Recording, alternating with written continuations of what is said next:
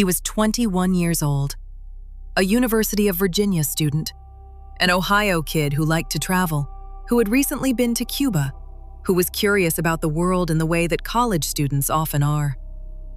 In January of 2016, Otto Warmbier boarded a flight to Pyongyang, North Korea, one of the most isolated, most surveilled, most dangerous places on Earth. He was there for 5 days as part of a budget tour group. He would not come home for 17 months. This is the story of what happened to Otto Warmbier, why it happened, and what it tells us about the regime that took his life. To understand what happened to Otto, you first have to understand the world he walked into. North Korea, officially the Democratic People's Republic of Korea, has been ruled by the Kim family since 1948. Kim Il-sung founded the state. His son Kim Jong-il inherited it. And in 2011, Kim Jong-un, a Swiss-educated 20-something, took power when his father died. The country operates on a principle called juche, a kind of radical self-reliance, which in practice means total isolation, total information control, and total loyalty to the ruling family.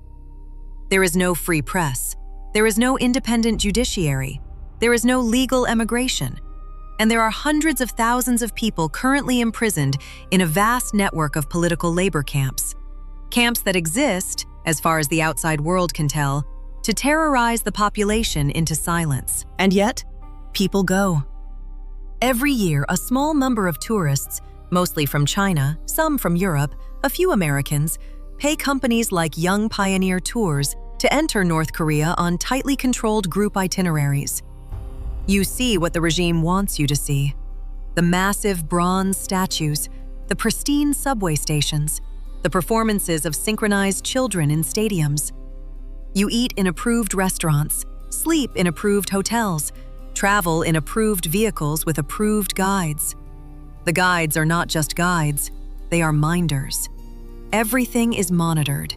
The entire spectacle is designed to communicate power and permanence. Young Pioneer Tours marketed itself to young Western travelers using taglines like, "And this is real, the world's most misunderstood country." They made it feel like an adventure. They made it feel manageable. Otto Warmbier saw their advertisement on Facebook. He booked a trip. He was going to Pyongyang. Otto Frederick Warmbier was born on December 12, 1994, in Cincinnati, Ohio. He grew up in Wyoming, a small, affluent suburb north of the city. By every account from teachers, friends, and family, he was the kind of young man who made rooms brighter. Energetic, funny, generous, intensely curious. His parents, Fred and Cindy Warmbier, described a kid who could not sit still, who wanted to see everything, who had boundless confidence in the goodness of the world. That confidence, that American openness, would become the thing that destroyed him. In December 2015, Otto signed up for a Young Pioneer Tours trip to North Korea over the New Year holiday. The tour was 5 days. The price was around $1,200. He told his parents he was going to China. He did not tell them he was making a side trip to North Korea, perhaps knowing they would worry, perhaps not wanting to be talked out of it.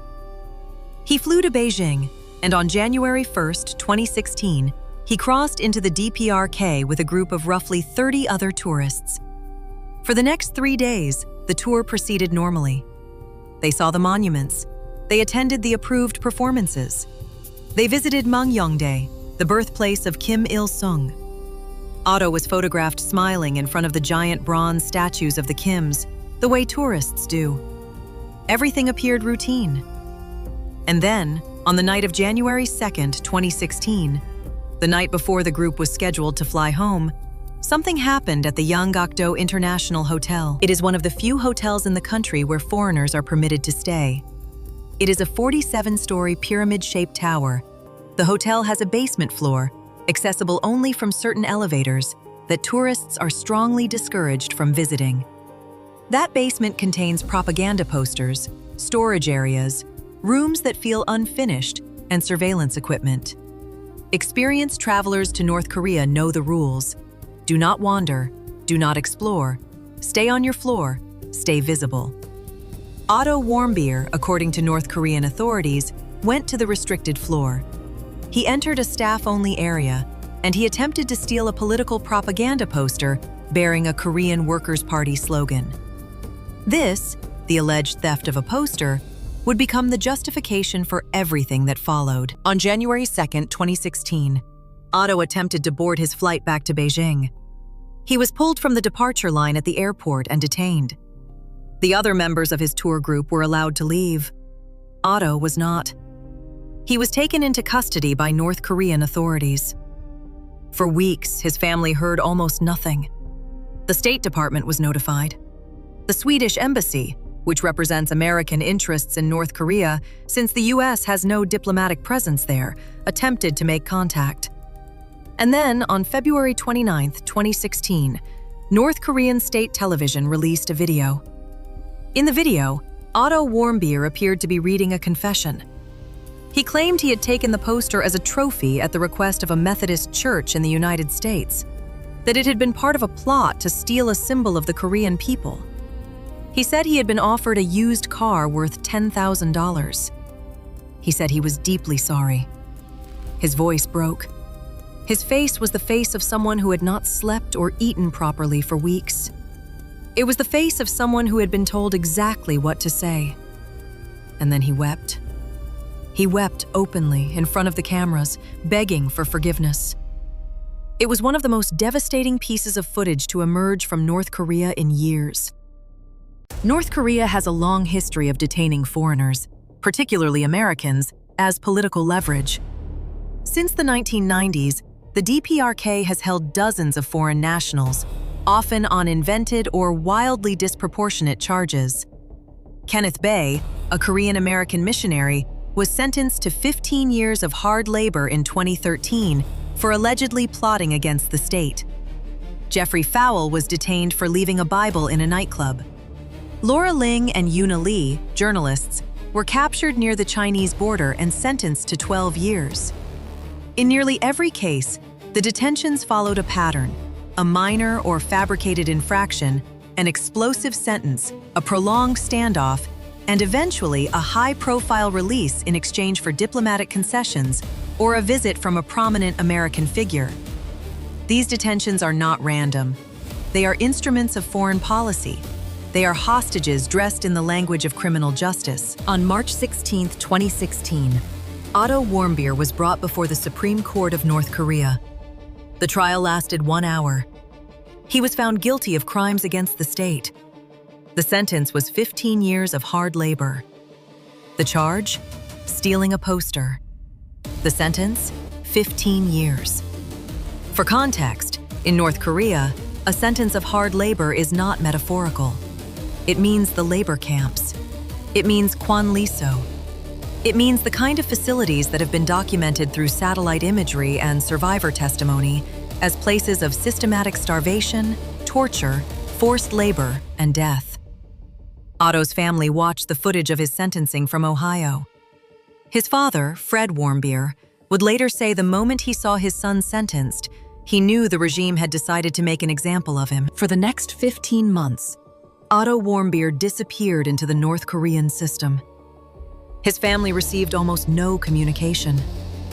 The State Department pushed through diplomatic channels but had no leverage. The Obama administration was engaged in what officials later called a policy of strategic patience with North Korea, essentially a containment approach that avoided direct confrontation.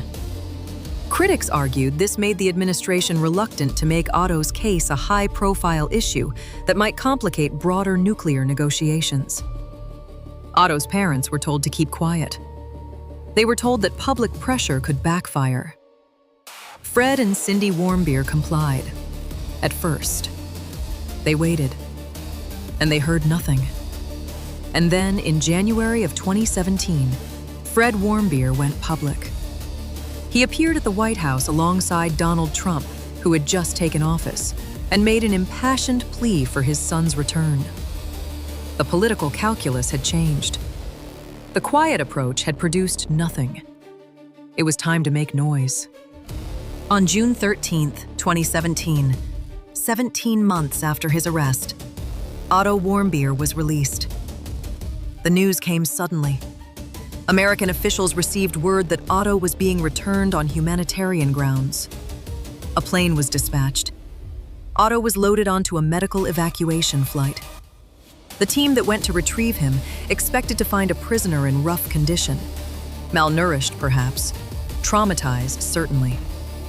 What they found was something far worse. Otto Warmbier, 22 years old, was in a state of unresponsive wakefulness. He had severe brain damage. He was blind. He was deaf. He could not speak. He had contractures. His limbs had frozen into contorted positions from months without movement. According to the medical team on the plane, when they first encountered him, he was making repetitive vocal sounds that were described as haunting. He was alive, but the young man who had gotten on that flight to Pyongyang in January of 2016 was gone. Otto was flown directly to the University of Cincinnati Medical Center. His family, who had not seen him in 17 months, was waiting. His mother, Cindy Warmbier, later described the moment she saw her son, the sounds he made, the way his body had changed, the absence behind his eyes. The medical team at UC performed extensive evaluations. Their findings were unambiguous. Otto had suffered a severe neurological injury consistent with cardiorespiratory arrest, a deprivation of oxygen to the brain. The injury, they estimated, had occurred roughly a year earlier, somewhere around June or July of 2016, roughly 6 months into his imprisonment. His teeth showed signs of trauma. There were signs of repositioning of his limbs that suggested someone had been moving him, caring for him in some minimal physical sense, but not treating him. He had been kept alive, but not healed. He had been maintained as a body. North Korea's explanation, delivered through state media, was that Otto had fallen into a coma shortly after his trial due to botulism, a bacterial infection, and had been in that state ever since. They claimed they had treated him appropriately. They claimed they had no idea why he was in the condition he was in. They expressed what they called humanitarian concern for his well-being and said his release was a gesture of goodwill. American doctors evaluated him extensively and found zero evidence of botulism. There was no evidence he had ever contracted the illness. His condition was the result of a brain injury, not an infection. The North Korean explanation was, in the assessment of his medical team, entirely false. What actually caused the injury, whether it was a beating, a torture method, a botched execution, a punishment that went wrong, or deliberate and sustained abuse, has never been definitively established. North Korea has never allowed an independent investigation. The truth of what happened in those rooms remains locked inside one of the most opaque governments on Earth. Otto Warmbier died on June 19, 2017, 6 days after arriving home. He was 22 years old. The cause of death was listed as the neurological injury he had sustained while in North Korean custody. His family was with him when he died. Fred Warmbier, his father, would later say in congressional testimony that he believes North Korea intentionally murdered his son. That what happened was not negligence or an accident, but torture and killing. North Korea is not a victim, he said. They are terrorists. His family sued the North Korean government in a U.S. federal court. In 2018, a federal judge ruled in their favor and awarded them nearly $500 million in damages. A ruling that was largely symbolic, since North Korea has no assets subject to American jurisdiction, but was meaningful as a legal declaration of state responsibility. Otto's death sent shockwaves through the small world of North Korean tourism. Young Pioneer Tours, the company that had brought him there, announced they would no longer accept American citizens on their tours. The U.S. State Department issued a travel ban prohibiting Americans from traveling to North Korea, a ban that remains in effect to this day. The case reignited a fierce debate about whether Western tourism to North Korea was ethical at all, whether the hard currency that tourists spend feeds directly into the regime's military apparatus, whether the tours provide propaganda value to Kim Jong-un, whether curious young travelers are being dangerously misled about the risks they face. Some former tourists defended the practice, arguing that human contact, even controlled, was better than total isolation. Others argued that every dollar spent there was complicity in atrocity. The debate has not been resolved, but the tours have, for Americans at least, stopped. The Warmbier case also became a focal point in a much larger diplomatic confrontation. By the summer of 2017, North Korea was testing intercontinental ballistic missiles with ranges that could potentially reach the continental United States. Kim Jong-un was accelerating his nuclear program with breathtaking speed. Donald Trump, now president, was engaging in an unprecedented war of words with Kim, trading threats via Twitter and in speeches. The two leaders exchanged taunts at the United Nations. Trump called Kim Rocket Man. Kim called Trump a dotard. Behind the theater, something more serious was happening. The United States and North Korea were genuinely closer to military confrontation than they had been in decades. Otto's death was cited repeatedly by Trump as evidence of Kim Jong-un's brutality. Evidence that the regime could not be engaged with through normal diplomatic norms. In 2018, in a whiplash-inducing shift that surprised the entire world, Donald Trump agreed to meet Kim Jong-un face-to-face. The first summit, in Singapore in June 2018, was historic in a purely procedural sense. It was the first time a sitting American president had met a North Korean leader. Trump emerged saying that Kim was talented and that the two had developed a great relationship. He made a decision that stunned the intelligence community. He suspended joint U.S.-South Korean military exercises, a major concession, without receiving anything in return. When asked about Otto Warmbier at a press conference after the summit, Trump said he took Kim at his word that Kim had not known about what happened to Otto. He said he believed Kim Jong-un. Fred and Cindy Warmbier released a statement the same day. They said they were proud of what their son had meant to the world, and they said that their son was not a pawn in a political game. It was an unmistakable rebuke. It was a family telling a president that their son's death was not a bargaining chip. There are questions about Otto's case that may never be answered. What exactly happened to him in those rooms? Was there a specific incident? A beating? A punishment? Or was the brain damage the result of sustained deprivation?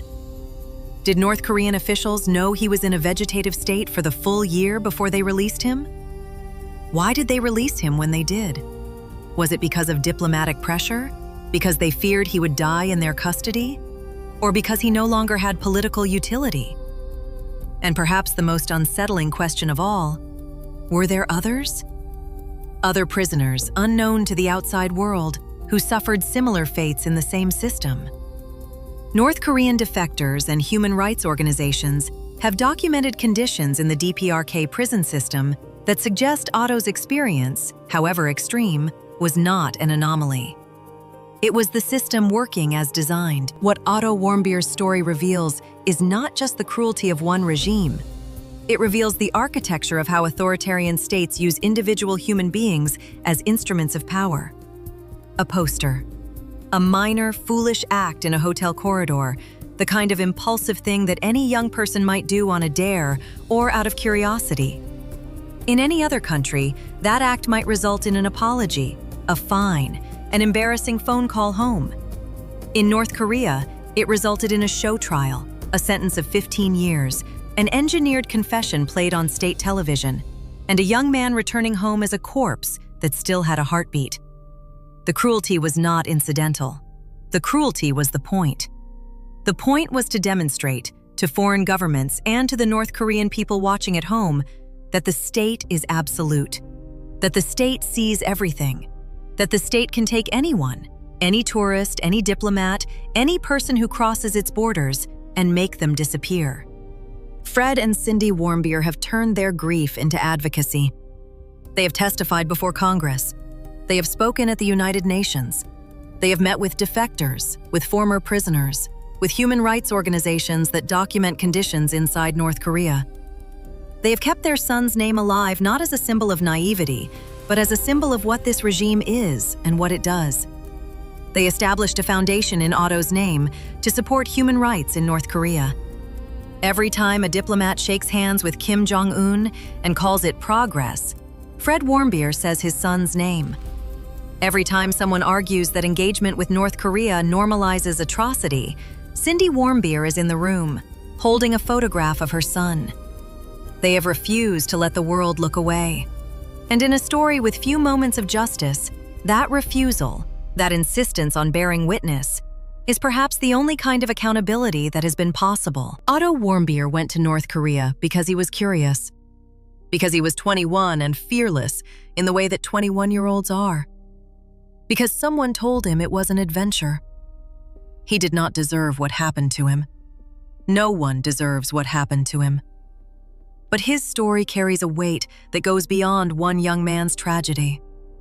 It is a window into a system that imprisons its own people in the hundreds of thousands, that has caused a famine that killed perhaps 1 million people, that maintains nuclear weapons capable of reaching American cities, and that has been allowed to operate this way for 70 years because the world has never found a way to make it stop. Otto's name is now spoken alongside the names of regime victims, human rights heroes, and cautionary tales for a generation of travelers. He was 21 years old. He wanted to see the world. He never came home. And the regime that took him from his family is still there, still watching, still waiting for the next person to step out of line.